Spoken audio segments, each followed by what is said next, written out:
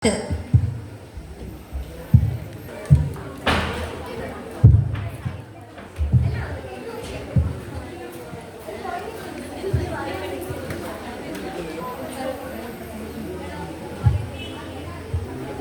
സദസ്സിന് വന്ദനം.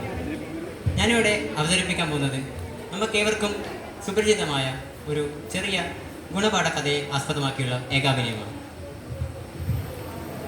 മനുഷ്യൻ്റെ സത്യസന്ധതയ്ക്കും കഠിനാധ്വാനത്തിനും കിട്ടുന്ന പ്രതിഫലത്തെ ആസ്പദമാക്കിയിട്ടാണ് ഈ മോണോആക്ട്. ഇതിലെ പ്രധാനപ്പെട്ട കഥാപാത്രം ഒരു മരംവെട്ടുകാരനാണ്. മരംവെട്ടുകാരൻ്റെ പേര് വത്സൻ എന്നാണ്.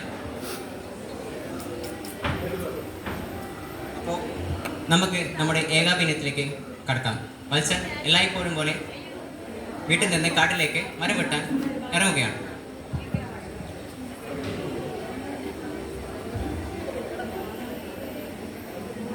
എടിയേ, ഞാനിങ്ങ് ഇറങ്ങുവാണേ. അതെ, ഉച്ചക്ക് അടുപ്പ് പോകണമെങ്കിൽ എന്തെങ്കിലും തരണേ. അതും കഴിഞ്ഞു, ഞാൻ വരുമ്പോ നോക്കാം. മരംവെട്ടുകാരൻ കാട്ടിലേക്ക് നീങ്ങുകയാണ്. വല്ല ഉഗ്രൻ തടി കണ്ടാൽ മതിയായിരുന്നു. എന്നെയും കാത്ത് ഭാര്യയും കുട്ടികളും അവിടെ നിൽക്കുന്നുണ്ട്. ഞാനിപ്പോൾ എന്ത് ചെയ്യും? ഇവിടെ തടിയൊന്നും കാണുന്നില്ലല്ലോ. ഹാ, ഒരു ഉഗ്രൻ തടിയിലേ കിടക്കണേ. ഇന്നെനിക്ക് കുശാലായി. നീ തീർന്നട. നിന്നെ ഞാൻ തുണ്ടൊന്നുണ്ടാവും. കണ്ടോ, നീ ഇവിടെ തന്നെ എൻ്റെ കോടാലി ഞാൻ മൂർച്ചപ്പെടുത്തിയിട്ട് വരാം.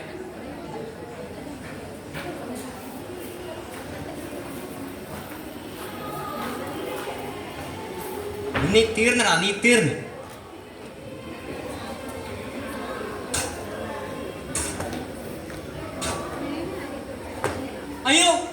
അയ്യോ, എൻ്റെ കോടാലിയല്ലേ പോകുന്നത്.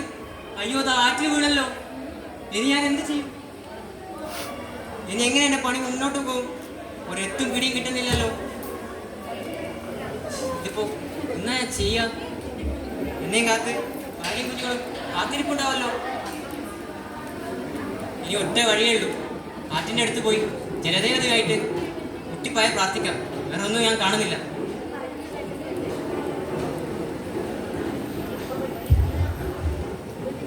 ജലദേവതേ, എനിക്ക് എന്തെങ്കിലും വഴി കാണിച്ചാലും, എനിക്കെൻ്റെ കോടാലി തിരിച്ചു തന്നാലും, അല്ലാതെ എൻ്റെ പണി മുന്നോട്ട് പോകില്ല. ഈ ഉള്ളവൻ്റെ പ്രാർത്ഥന കേട്ടാലും പ്രത്യക്ഷപ്പെട്ടാലും ജലദേവത പ്രത്യക്ഷപ്പെടും.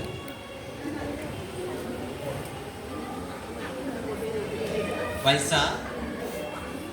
നിന്റെ വിളി ഞാൻ കേട്ടിരിക്കും. കണ്ണു തുറന്നോളൂ. അയ്യോ, എന്റെ കണ്ണുകൾക്ക് എനിക്ക് വിശ്വസിക്കാനാവുന്നില്ല. ജലദേവത പ്രത്യക്ഷപ്പെട്ടു. അതെ, ഞാൻ തന്നെ. നിന്റെ വിഷമങ്ങൾ എന്നോട് പറഞ്ഞോളൂ. നീ ഒന്നുകൊണ്ടും പേടിക്കണ്ട. ജലദേവത എന്നെ രക്ഷിച്ചാലും എനിക്കെൻ്റെ കോടാലി കണ്ടെത്തിക്കാണും. എന്നാലേ എനിക്ക് എൻ്റെ പണി മുന്നോട്ട് കൊണ്ടുപോകാൻ പറ്റൂ. പ്ലീസ്, നീ പേടിക്കണ്ട. ഞാൻ കണ്ടെത്തി തരും. ഞാൻ ഇപ്പോൾ വരാം. ജലദേവത വെള്ളത്തിനിടയിൽ കോടാലി തപ്പാൻ പോകുന്നു. വത്സ, ഇതല്ലേ നിന്റെ കോടാലി? ഈ സ്വർണത്തിൽ പൊതിഞ്ഞ ഈ കോടാലിയല്ലേ? ഇത് തന്നെയായിരിക്കും. അയ്യോ, ഇതൊന്നുമല്ല എൻ്റെ കോടാലി. എൻ്റെ കോടാലി സ്വർണത്തെ പൊതിഞ്ഞൊന്നുമല്ല. ഇതെൻ്റെ കോടാലിയേ അല്ല. വത്സ, സൂക്ഷിച്ചു നോക്കൂ. ഇത് നല്ല സ്വർണത്തിൽ പൊതിഞ്ഞ തിളങ്ങുന്ന കോടാലിയാണ്. ഇത് തന്നെയായിരിക്കും നിന്റെ. അല്ല, എൻ്റെ കോടാലി എനിക്ക് കണ്ടാൽ മനസ്സിലാവും. ഇതെൻ്റെതേ അല്ല. ഓ, എന്നാൽ ഞാൻ പിന്നെയും വെള്ളത്തിനടിയിലേക്ക് പോയിട്ട് വരാം. വത്സ, ഇത് തന്നെയായിരിക്കും. ഈ വെള്ളിയിൽ പൊതിഞ്ഞ ഈ കോടാലിയിലായിരിക്കും. എല്ലാം ഇതൊന്നല്ല എൻ്റെ കോടാലി. വത്സ, നോ. ജലദേവതേ, ഇതല്ല എൻ്റെ കോടാലി. എൻ്റെ വെള്ളി പൊതിഞ്ഞല്ല. എൻ്റെ ഈ കോടാലി ഇങ്ങനെയല്ല. എനിക്കെൻ്റെ കോടാലി നല്ലവണ്ണം അറിയാം. ഓ, എന്നാൽ ഞാൻ ഒന്നും കൂടി പോയി നോക്കിയിട്ട് വരാം. ചിലതേതാ പിന്നെയും വെള്ളത്തിനടിയിൽ പോകും. ഈ മരത്തിന്റെ കോടാലിയാണോ നിന്റെ കോടാലി? ഈ ഈ സാധാ ഈ മരത്തിന്റെ കോടാലിയാണോ നിന്റെ കോടാലി? ആ, ഇത് തന്നെ എന്റെ കോടാലി. ചിലദേവതേ, വളരെ നന്ദിയുണ്ട്. ഇത് തന്നെയാണ് എന്റെ കോടാലി. അങ്ങയോട് ഈ ഉള്ളവൻ എപ്പോഴും കടപ്പാടായിരുന്നു. ആണല്ലേ? എന്നാൽ ഇവിടെ നിൽക്കൂ, ഞാൻ പിന്നെയും വെള്ളത്തിനടിയിൽ പോയിട്ട് വരാം. ജലദേവത 3 കോടാലിയുമായി പ്രത്യക്ഷപ്പെടുന്നു.